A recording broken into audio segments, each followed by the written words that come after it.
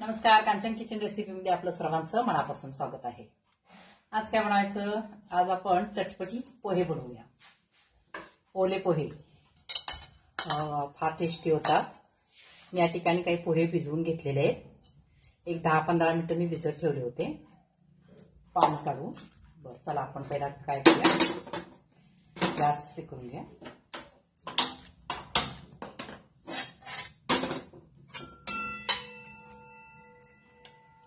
आता याच्यामध्ये तेल घालायचं। तेल थोडं जास्त पोह्याला लागतं। आपल्याला ओले पोहे करायचे त्यामुळे थोडंसं तेल जास्त लागतं।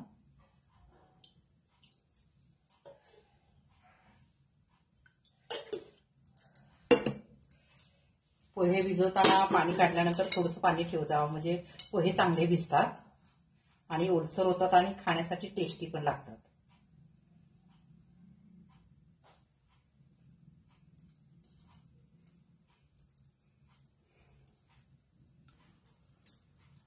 हे पहा, तेल चांगलं गरम झालेलं आहे। आता याच्यामध्ये मोहरी घालायची,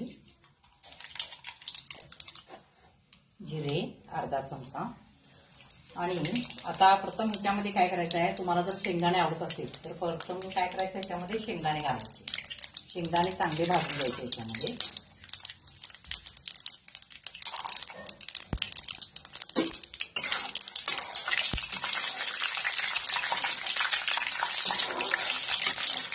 म्हणजे एकदम खुसखुशीत लागतात। तर जर तुम्ही शेंगदाणे भाजलेले घातले तर चालतात, पण ते थोडेसे मऊ पडतात। नंतर ज्यावेळेला आपण पोहे करतो त्यावेळी ते मऊ पडतात, तसे हे मऊ पडत नाही, तसेच खुसखुशीत राहतात।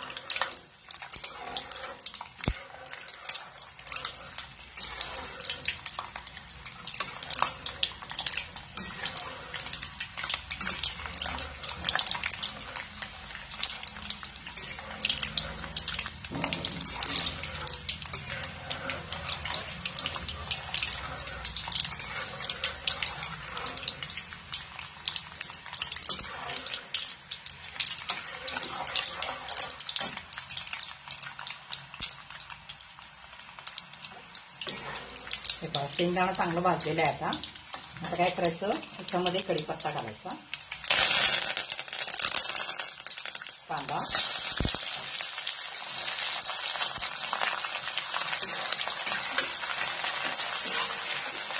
पोहे म्हटलं की कांदा फार महत्वाचा असतो, त्याच्यामध्ये कांदा जास्त लागतो। तुम्हाला कांदा जर फार आवडत नसेल तर त्याच्यामध्ये तुम्ही बटाटा वगैरे, एखादं गाजर छोटं बारीक चिरून घातलं तरी सुद्धा चालतं। एखादं वांग आवडत असेल तर छोटंसं वांग हे करून तेलामध्ये जर घातलं, कांदा म्हणजे कांदा मसाला जर ते वांग जरी घातलं तरी सुद्धा पोह्याला खूप छान टेस्ट येतो।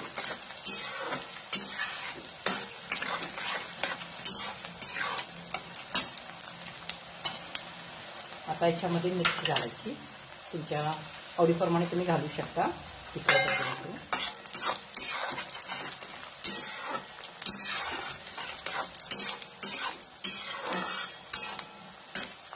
आता कांदा चांगला भाजायचा आहे। हे पहा, कांदा भाजलेला आहे। जास्त आपल्याला लालसर करायचं नाही, थोडा कच्चा ठेवायचा, म्हणजे पोह्याला छान टेस्ट येते। आता याच्यामध्ये काय करायचं आहे, एक अर्धा चमचा हळद घालायची। आता गॅस बारीक करायचा। त्याच्यामध्ये मी काही ओलं खोबरं घेतलेलं आहे, त्याच्यामध्ये घालायचं। असेल तर घालू शकता, नसेल तर नाही घातलं तर चालेल। काही जणांना वरून आवडतं, मी याच्यामध्ये घालते, खूप छान टेस्ट येते। आणि एक बटाटा घेतलेला आहे मी, शिजलेला बटाटा होता माझ्याकडे, तुम्ही कच्चाच बारीक करून घातला तरी चालतं, जसं तुमच्या आवडीप्रमाणे तुम्ही घालू शकता। आता याच्यामध्ये पोहे घालायचे आणि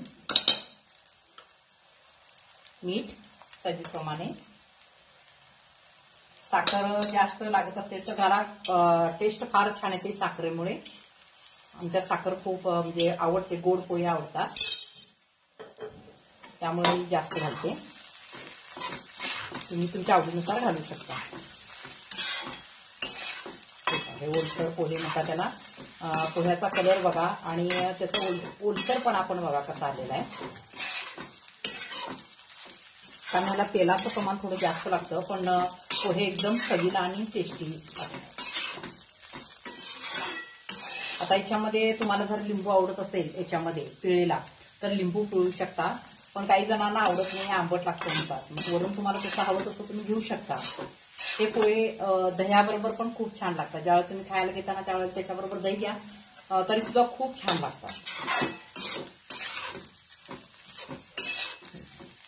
आता याच्यामध्ये कोथिंबीर घालायची. हे झाले आपले चटपटी स्वादिष्ट पोहे. आता याच्यामध्ये तुम्ही वांग किंवा गाजर, तुम्हाला जे भाज्या आवडतात त्यात ते बारीक चिरून जर तुम्ही तेलामध्ये ज्यावेळेला कांदा भाजत असतो त्यावेळेला घालायचं, खूप टेस्टी लागतात. करून बघा एकदा. अशा पद्धतीने पोहे जे खात नाही ते सुद्धा खायला चालू करते. एकदम ओलसर झालेले पोहे, त्याचा ओलावा बघा पोहे.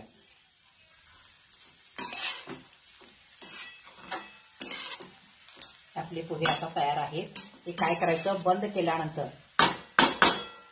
एक 5 मिनिटं असं झाकून ठेवायचं, म्हणजे पोहे चांगले उपमावतात. तुम्हाला जर माझी रेसिपी आवडली असेल तर लाईक करा, सबस्क्राईब करा, शेअर करा. धन्यवाद.